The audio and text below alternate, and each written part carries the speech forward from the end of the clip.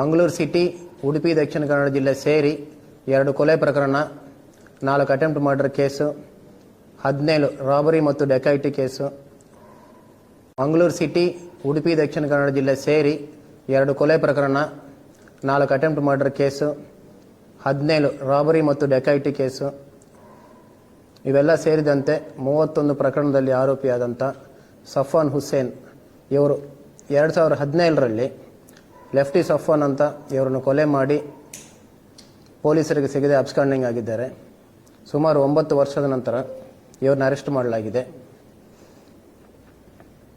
ಪೊಲೀಸರಿಂದ ತಪ್ಪಿಸ್ಕೊಂಡ ಮೇಲೆ ಆಂಧ್ರಕ್ಕೆ ಹೋಗಿ ಅಲ್ಲಿ ಸಪರೇಟ್ ಐಡೆಂಟಿಟಿಯನ್ನು ತಗೊಂಡು ಅಲ್ಲಿಂದ ಅಬ್ರಾಡ್ ಹೋಗಿ ಸುಮಾರು ದಿವಸ ಅಲ್ಲೇ ಇದ್ದು ಯಾವಾಗಲಾದ್ರೂ ಇಲ್ಲಿ ಬಂದು ಹೋಗ್ತಾ ಇದ್ದ.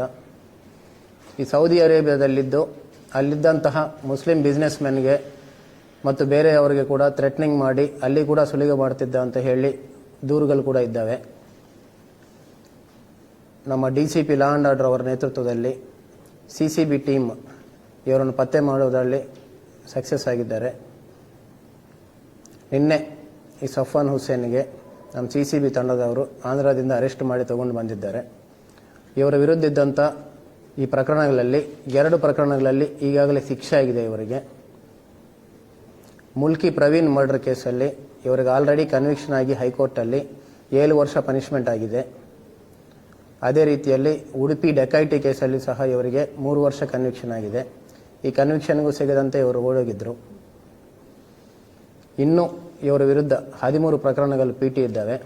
ಅದರಲ್ಲಿ 5 ಕೇಸಸ್ LPC ಕೇಸ್ ಅಂತ ಡಿಕ್ಲೇರ್ ಮಾಡಿದ್ದಾರೆ. ಎಲ್ಲ ಪ್ರಕರಣಗಳನ್ನು ಕೂಡ ಓಪನ್ ಮಾಡಲಾಗುವುದು.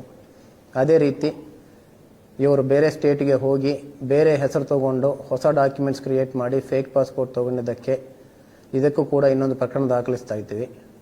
ಸೊ ಎಲ್ಲ ಪ್ರಕರಣ ಕೂಡ ತನಿಖೆ ಮಾಡಿ ಟ್ರೈಲಲ್ಲಿ ಇದ್ದಂಥ ಎಲ್ಲ ಪ್ರಕರಣಗಳಲ್ಲಿ ಕೂಡ ಹೊಸದಾಗಿ ಟ್ರಯಲ್ ಕಂಟಿನ್ಯೂ ಮಾಡಿ ಆ್ಯಕ್ಷನ್ ತಗೊಳ್ಳಲಾಗುವುದು. Thank you.